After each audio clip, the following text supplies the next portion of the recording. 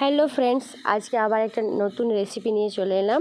নতুন না, প্রায় সবাই খেয়েছে বা খায়, তাই ভাবলাম আমি একবার রেসিপিটা শেয়ার করি। একদম ঘরোয়া পদ্ধতিতে, কোনো কিছু বাড়তি মশলা লাগবে না, বাড়ির যা মশলা আছে তার মধ্যেই আমি রান্নাটা করে দেখাবো। এই যে তেল গরম করতে দিয়েছি, এখানে নুন আর হলুদ মাখিয়ে মাছগুলো অনেকক্ষণ রেখে দিয়েছিলাম, সেগুলো ডিপ ফ্রাই করে ভেজে নেব। এই যে মাছগুলো ভাজা হয়ে গেছে, এক সাইড, আরেক সাইড ভেজে নেব, দিয়ে একটা একটা করে তুলে নেব। আর যে কটা মাছ আছে সেগুলো ভেজে নেব। মুড়ো আছে তার জন্য একটু ঢাকা দিয়ে দিয়েছিলাম যাতে না ফোটে মাছগুলো।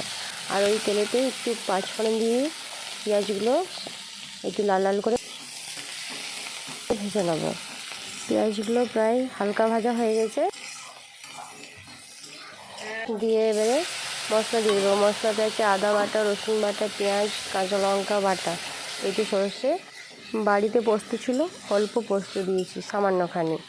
মশলাটা ভালোভাবে কষানো হয়ে গিয়েছে, কাঁচা গন্ধটা চলে যাওয়ার পর এবারে একটু জিরে গুঁড়ো, সামান্যখানি হলুদ গুঁড়ো, আর একটু রং করার জন্য লঙ্কা গুঁড়ো দেবো। তোমরা চাইলে নাও দিতে পারো, আমি জাস্ট দিয়েছি রং হওয়ার জন্য। এই মশলাগুলোকে ভালোভাবে কষিয়ে নেবো যতক্ষণ না গা থেকে মশলাগুলো ছাড়ে। আর একটু কাঁচা লঙ্কা চিড়ে দিয়ে দিলাম, কাঁচা লঙ্কার সেন্টটা একটু ভালো উঠবে তার জন্য। ভালোভাবে কষানো হয়ে গিয়েছে, সামান্যখানি জল দিয়ে দেবো, বেশি না, অল্প জল দিলেই হবে। তোমাদের যদি রেসিপিটা ভালো লাগে তাহলে অবশ্যই একটু লাইক কমেন্ট করে দিও।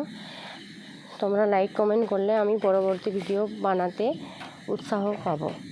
এতে নুন আর একটু সামান্যখানি চিনি দিয়ে দিয়েছি যাতে স্বাদটা ব্যালেন্স থাকে।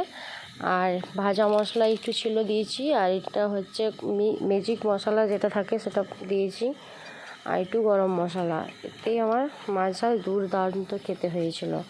আমাদের যদি টমেটো সস থাকে তাহলে এই সময় টমেটো সস দিতে পারো, আমার এই মুহূর্তে ছিল না তাই দিতে পারিনি, তাহলে আরও টেস্টও ভালো আসে।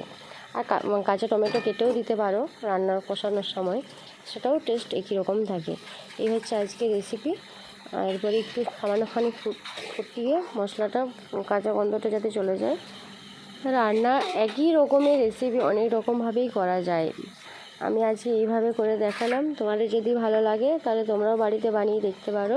নামানোর আগে একটু কাঁচা সর্ষের তেল দিয়ে দেবো, তাদের টেস্ট আরও দারুণ হবে। করে দেখো, অবশ্যই ভালো লাগবে।